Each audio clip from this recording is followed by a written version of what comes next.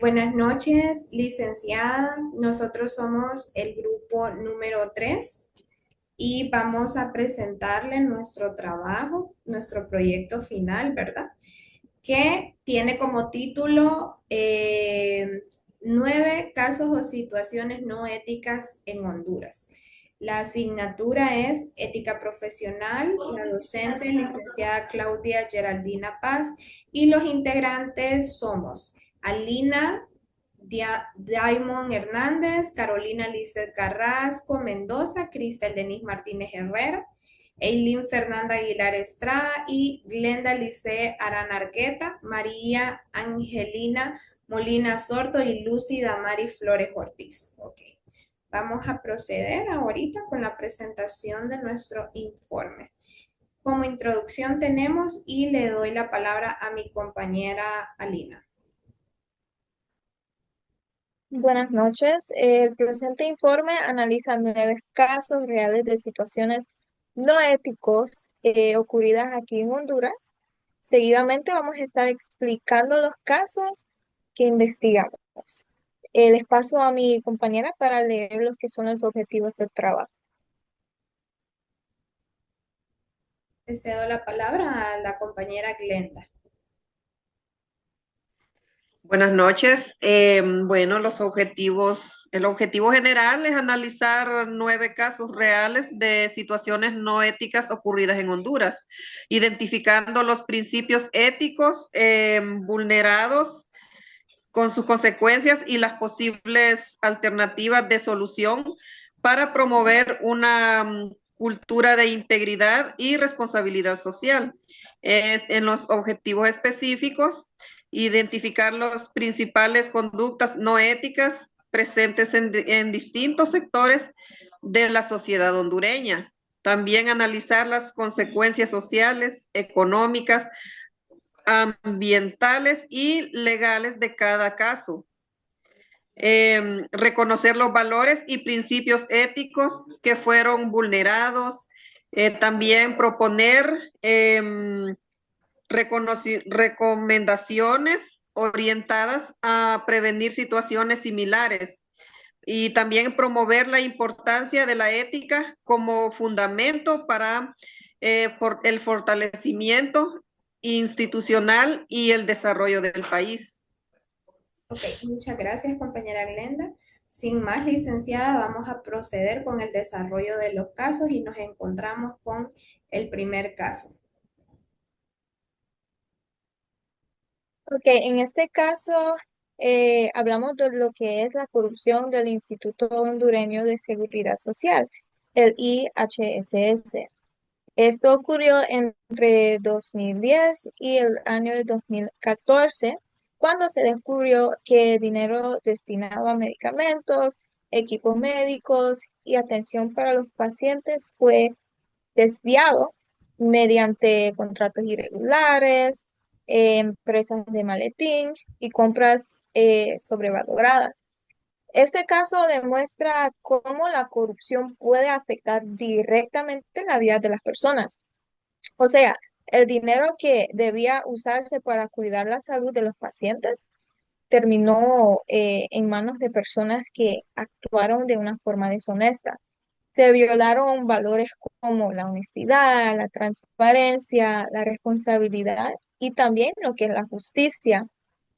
Por ello, es importante que las instituciones públicas sean supervisadas mediante auditorías y que los responsables reciban sanciones y que todos los procesos de compra sean de una forma transparente para evitar que situaciones similares, perdón, vuelvan a ocurrir y también lo que es eh, recuperar la confianza de la población en el sistema de salud. Muchas gracias, compañera. Seguimos con el siguiente caso, el caso número 2. Buenas noches, compañeros. Abogada, mi nombre es Carolina Carrasco y quiero presentarles el siguiente caso, la corrupción en Index H durante la pandemia del COVID-19. Con este análisis quiero que veamos juntos qué pasó, ¿Cuáles fueron sus efectos y qué aprendizaje podemos sacar para que situaciones como esta no vuelvan a repetirse? Durante la emergencia sanitaria se adquirieron hospitales móviles por retrasos, sobrevaloración y múltiples irregularidades. Las instituciones que estuvieron involucradas es el INVEX-H, funcionarios públicos, empresas proveedoras, y el análisis ético a realizar sería el siguiente. Los principios vulnerados, como responsabilidad, solidaridad y honestidad. Implicaciones fue retraso en la atención médica y pérdida de confianza ciudadana. Y las propuestas como supervisión independiente, publicación de contratos, mayor control de órganos fiscalizadores. Bueno, comenzando con la explicación de este caso, se sabe que cuando la pandemia de COVID-19 golpeó a Honduras, el país enfrentaba una situación crítica, hospitales saturados, falta de insumos, una población que necesitaba atención inmediata. Y el gobierno decidió que la institución INVEX-H sería la encargada de adquirir hospitales móviles, una medida que buscaba ampliar la capacidad hospitalaria de forma rápida y descentralizada. Y la idea era que estos hospitales pudieran instalarse en distintas ciudades para atender a pacientes que venían con graves lesiones y aliviar la presión de los centros de salud tradicionales. Así que lo que comenzó como una respuesta urgente terminó convirtiéndose en uno de los mayores escándalos de corrupción en plena emergencia sanitaria. Los contratos se firmaron con empresas no conocidas, los precios de los hospitales móviles resultaron mucho más altos que los que el mercado ofrecía y los plazos de entrega nunca se cumplieron. Los hospitales llegaban tarde, incompletos y con deficiencias técnicas, lo que puso en evidencia una gestión marcada por la improvisación y la falta de transparencia. Desde el punto de vista ético, este caso vulneró principios básicos de la función pública, se creó la responsabilidad porque no se cumplió con el deber de responder de manera eficiente. Las emergencias se perdió la transparencia y ya que los contratos se manejaron sin claridad ni acceso público. Y las consecuencias fueron obvias. Los retrasos en la llegada de los hospitales móviles significaron menos camas disponibles, menos capacidad de atención en un momento crítico de la población que esperaba soluciones rápidas. Yo personalmente opino que al final la corrupción no es solo un problema administrativo financiero, sino que más bien es un fenómeno que afecta directamente la vida de las personas. Imaginémonos más un caso tan grave en plena pandemia.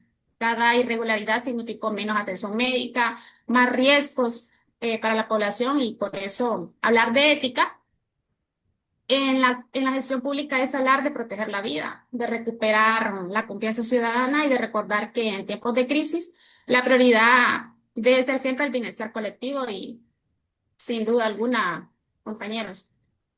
Siga la siguiente compañera, por favor. Ok, muchas gracias, compañera Carolina. Voy a proceder yo a explicar mi caso y es el narcotráfico y participación de funcionarios públicos. La descripción del caso es: investigaciones nacionales e internacionales han vinculado a funcionarios hondureños con organizaciones dedicadas al narcotráfico, ¿verdad? Creo que no puedo ejemplificar mejor el caso, ¿verdad? El ejemplo que tenemos de que fue nuestro presidente de la República, que fue vinculado, ¿verdad?, con narcotráficos, que sin duda se fue indultado por Estados Unidos, ¿verdad?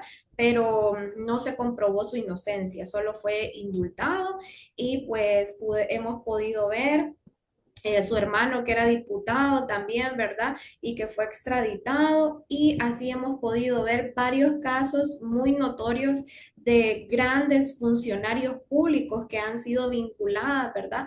Con redes de organizaciones criminalísticas, ¿verdad?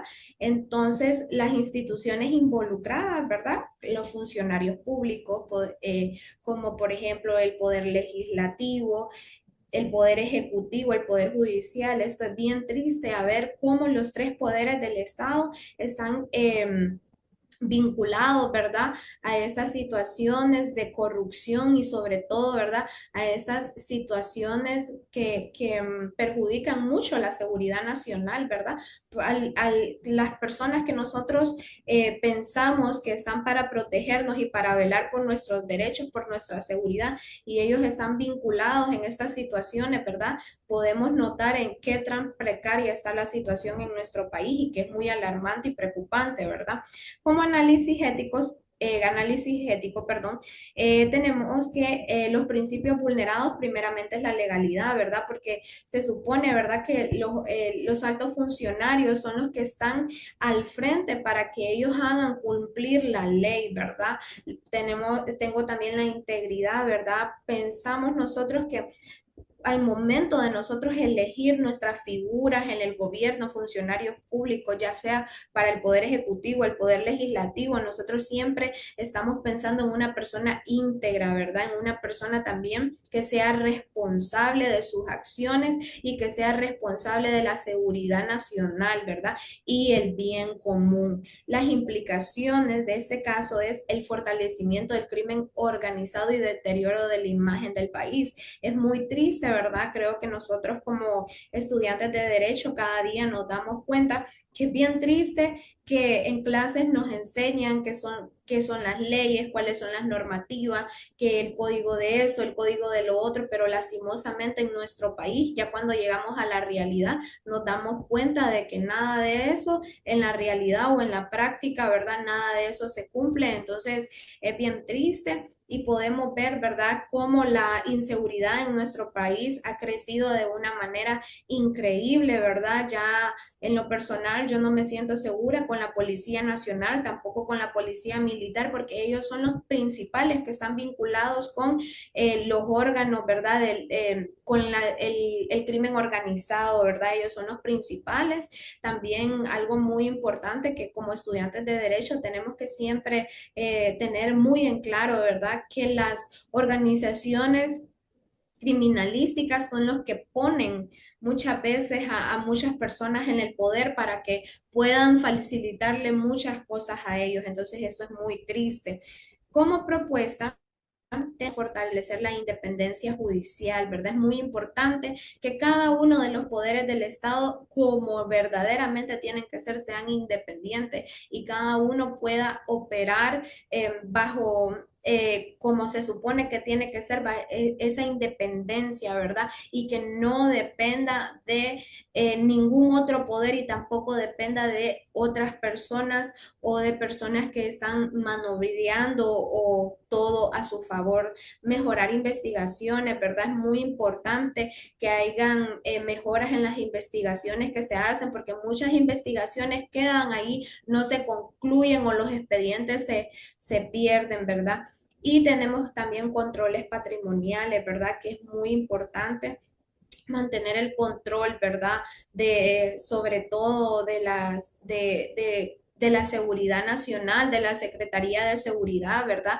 Que ellos son los que tienen que estar encargados de velar por la seguridad de nuestro país y encargarse, ¿verdad?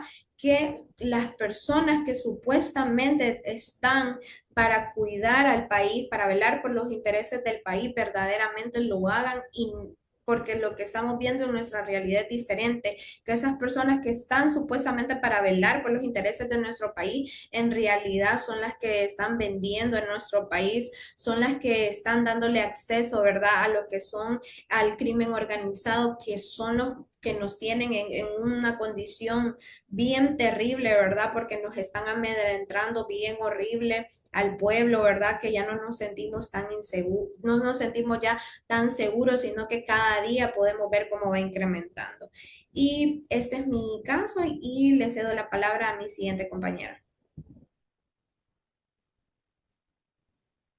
Eh, Enseguida voy a explicar brevemente eh, el caso de compra de medicamentos con sobreprecio, porque le tocaba a otra compañera, pero no se pudo hacer presente, entonces rápidamente voy a hacer una breve explicación.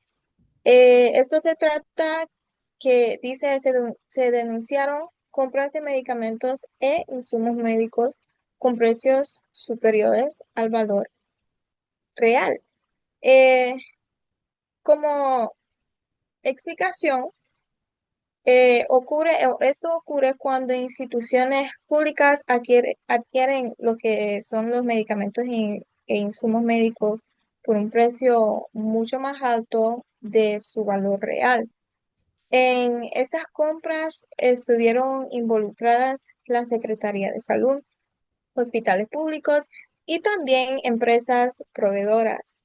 Éticamente, se vulneran los principios como la honestidad, la transparencia, la justicia y la responsabilidad, lo que yo venía diciendo en el primer caso, porque el dinero público se utiliza de forma inadecuada. Esto provoca que haya menos recursos para atender a los pacientes, afectando lo que es la calidad de los servicios de salud. Para prevenir estos casos es muy importante realizar lo que son licitaciones transparentes, publicar los precios de formas y también mantener auditorías permanentes para llevar un control de cómo se usa el dinero, cuándo se usa el dinero y en qué se usa el dinero. Seguida le paso a mi otras compañeras. Muchas gracias, compañera.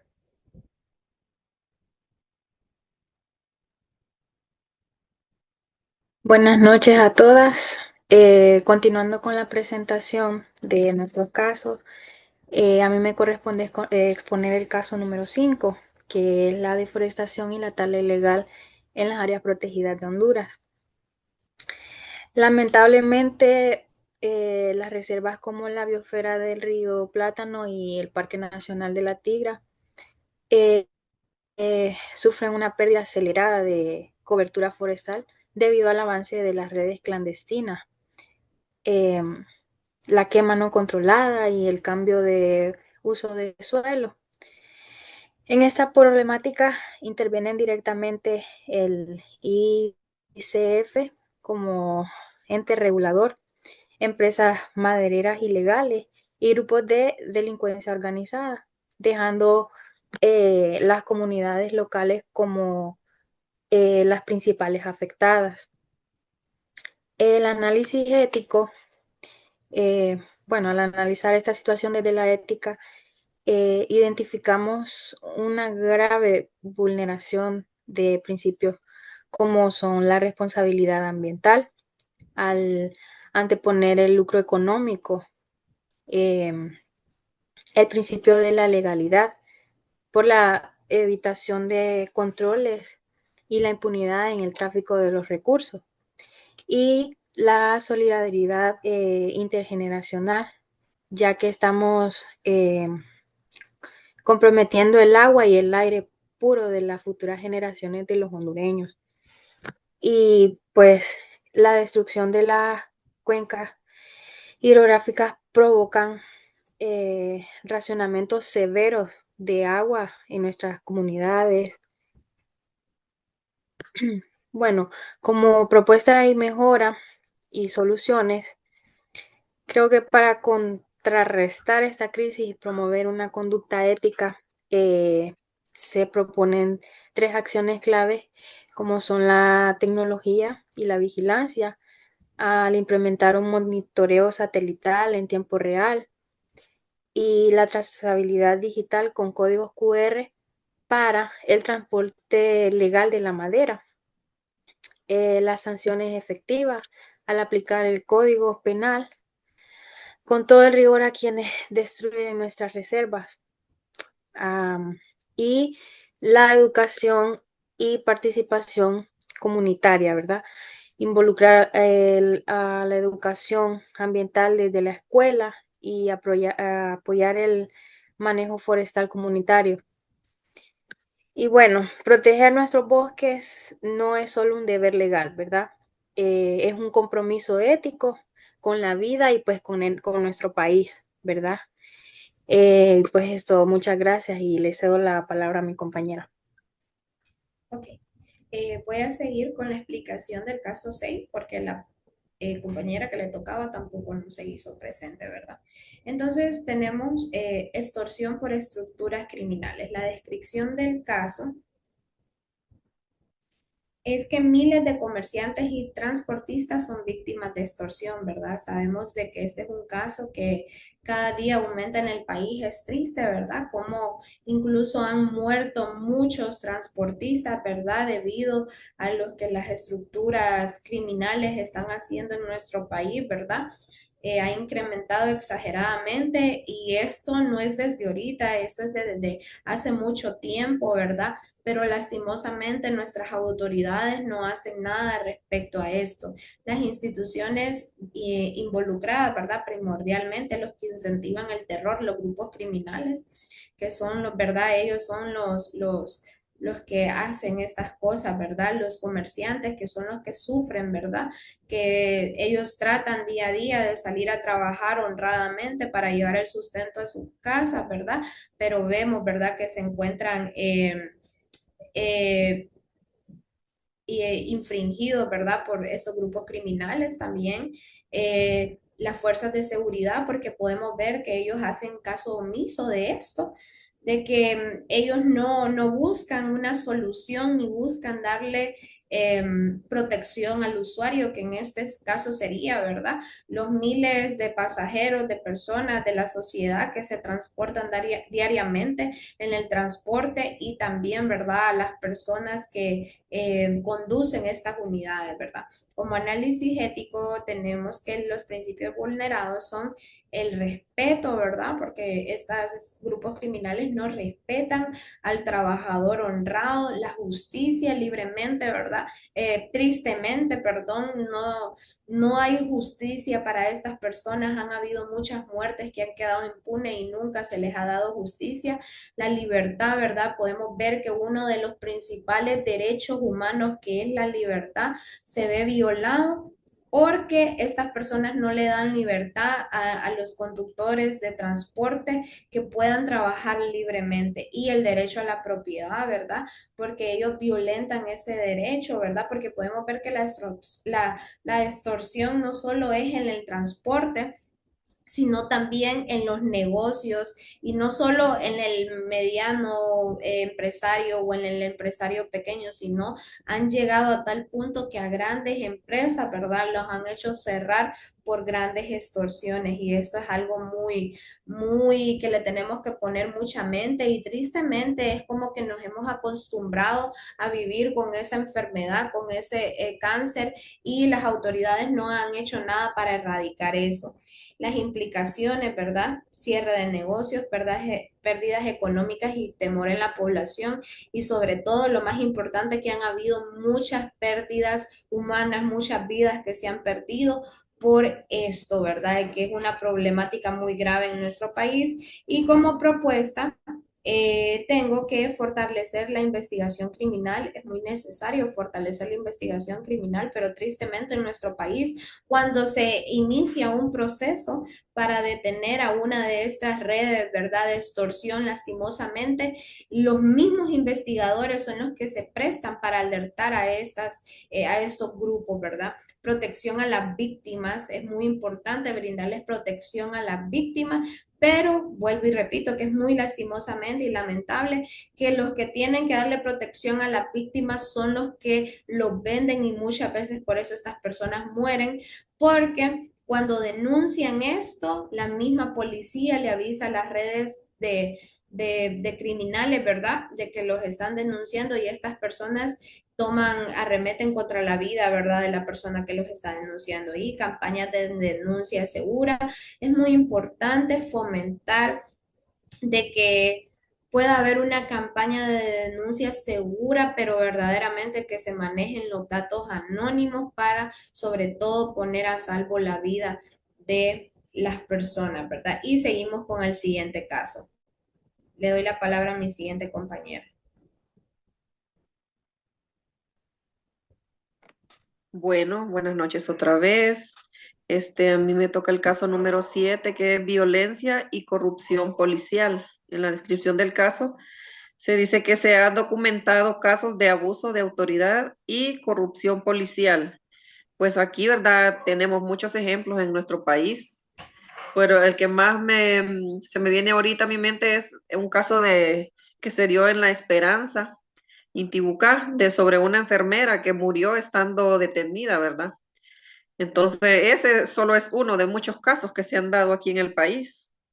En el análisis ético, principios vulnerados, legalidad, derechos humanos, responsabilidad e integridad implicas. Y, por ejemplo, bueno, en nuestro país existen los derechos humanos, pero muchas veces vemos que están más de parte como para defender delincuentes, ¿verdad?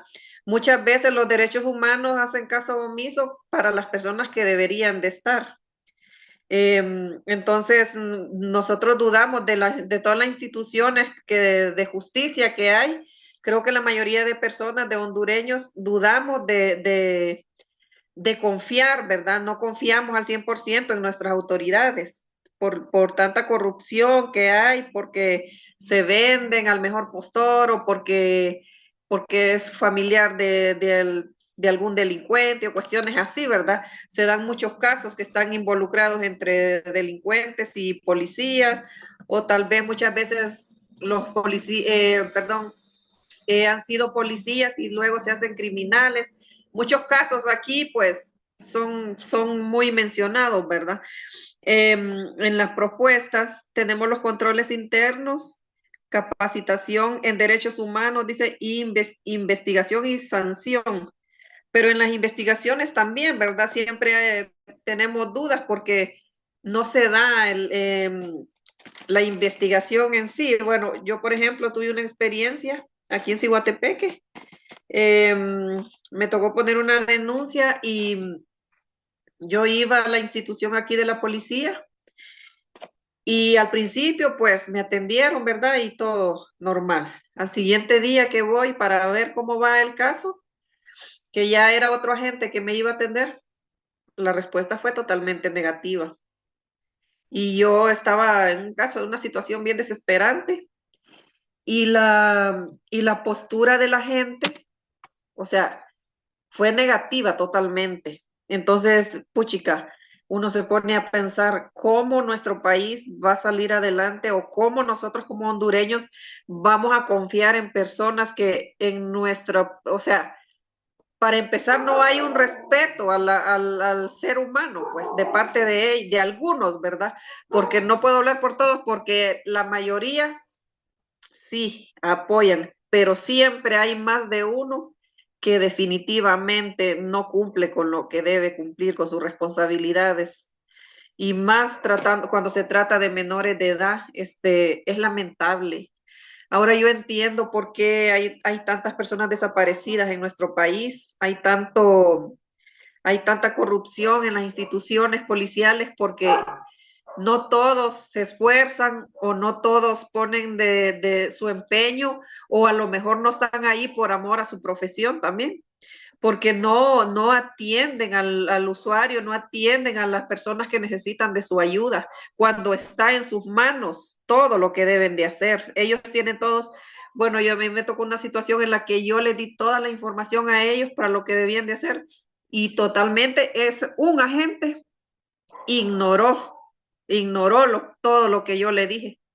Y luego pues me tocó a mí, ¿verdad? Gracias a Dios, pudimos hacer mucho más, encontrar pistas fuera de la ayuda de la policía, y luego yo pasé información a la policía y así se pudo solucionar la situación, pero fue una situación bien desesperante en la que le dicen a uno que un menor de edad no está, o que tiene la opción de tomar decisiones, o que si se quiere ir, que se vaya, o sea, una situación bien negativa de parte de los policías. Ahora entiendo yo por qué hay muchos niños desaparecidos en nuestro país. Entonces, ¿por qué? Porque hay desinterés y muchas veces intereses económicos, ¿verdad? Todo eso entra aquí en este caso. Es todo por mi parte. Disculpe, compañera, la tuve que cortar.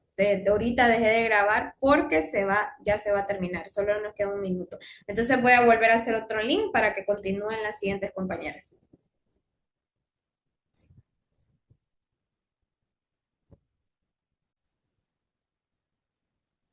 Continuamos con el siguiente caso con nuestra compañera Angelina. Buenas noches, licenciada y compañeros. Yo les voy a seguir explicando el caso número 8, que consiste en el plagio académico y fraude educativo. Bien, la descripción de este caso, ¿verdad? En primer lugar, voy a explicar un poco acerca de lo que es el plagio académico, ¿verdad? Que esto ocurre cuando un estudiante, una persona, presenta un trabajo como que fuera suyo, ¿verdad? Puede ser una idea, una investigación, una tarea, que esta tarea realmente fue realizada, ¿verdad? Por otra persona y sin darle ese debido conocimiento, ese debido derecho de autor, ¿verdad? Que se está haciendo pasar porque es original, pero en realidad es algo que no está bien, ¿verdad? Bien, esto puede suceder en copiar información ya sea de algunos libros, de algunas páginas de internet o también trabajos de otras personas. Y por otro lado también tenemos lo que es el fraude educativo, que este incluye cualquier acción deshonesta que se realiza para obtener una mejor calificación, una buena nota en alguna asignatura en la cual no se han adquirido, ¿verdad?, realmente los conocimientos necesarios. En algunos ejemplos puede ser copiar durante un examen, ¿verdad?, que esto normalmente sucede en estudiantes, o también utilizar dispositivos electrónicos como puede ser un teléfono, una computadora, o hacer trampas en lo que son tareas o proyectos, ¿verdad?, pagar a alguien o pagar para que alguien le haga la tarea, ¿verdad?, porque esto existe también, y que le realice ese trabajo para también falsificar algunos documentos, ¿verdad? Que hay estudiantes que falsifican documentos para obtener una buena calificación. Y tenemos también algunos análisis éticos, ¿verdad? Aquí es donde no se está aplicando el valor de la honestidad, porque el estudiante se engaña a sí mismo y también está engañando al maestro, ¿verdad? Donde un trabajo no está realizado éticamente, o un examen donde no se estudia, donde se hacen trampas, ¿verdad? Y también otro valor importante que es la responsabilidad, donde no están adquiriendo esa responsabilidad porque no están cumpliendo con las tareas asignadas que se les está dando que le está dando el docente, ¿verdad? No asumen esas consecuencias de ese aprendizaje que les puede ayudar a futuro y no son responsables de sus acciones. También por otro lado tenemos lo que es el esfuerzo, ¿verdad? No están dando esa dedicación, ese tiempo necesario que se necesita para poder adquirir una buena nota y adquirir esos conocimientos que como todo profesional necesita, ¿verdad? También tenemos lo que son algunas propuestas, ¿verdad?, de solución, ¿verdad?, para poder evitar este tipo de plagios en estudiantes. Como primer punto tenemos promover lo que es la integridad académica, ¿verdad?, fomentando una cultura basada en la honestidad, el respeto, la responsabilidad. Es importante que los estudiantes puedan comprender que aprender vale más que una buena nota, que una nota no define cómo se puede desempeñar laboralmente fuera de lo que es la universidad o un colegio, ¿verdad?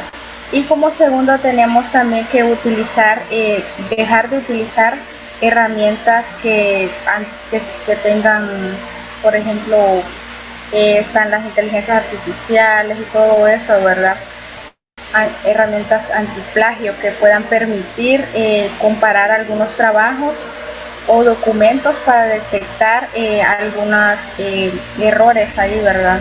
Y como último tenemos también la siguiente propuesta, que es la educación en los valores, ¿verdad? Que cuando los estudiantes aprenden lo que es la importancia de la honestidad y el esfuerzo y el respeto hacia los demás, es menos probable, ¿verdad?, que ocurran estas prácticas deshonestas. Bien, esto ha sido una breve explicación del caso número 8. Lo dejo con la siguiente compañera que va a seguir explicando el caso número 9.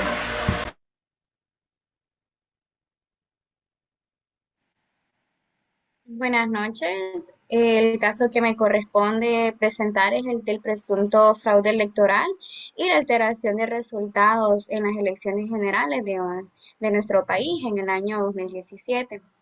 Durante estas elecciones surgieron diversas denuncias de irregularidades en la transmisión y el conteo de los votos. Esto pues generó dudas sobre la transparencia del proceso electoral y provocó una crisis política y social.